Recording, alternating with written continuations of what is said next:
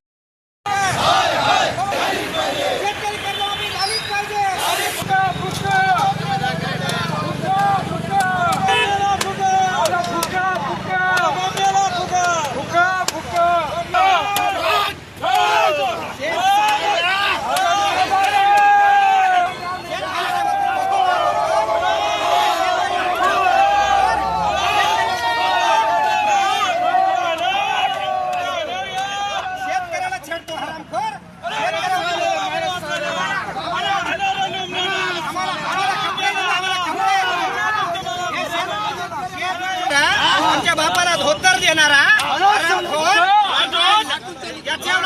तुझ्या गाडीला चेडी माझ्या बापाची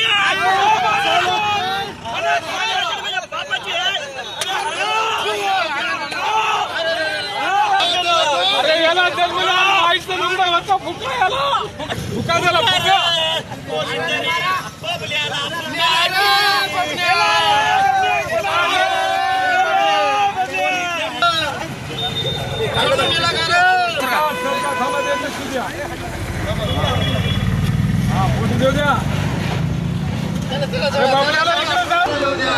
याची पेरणी कधी करायची? 2 तारखेला पेरणी कधी करायची?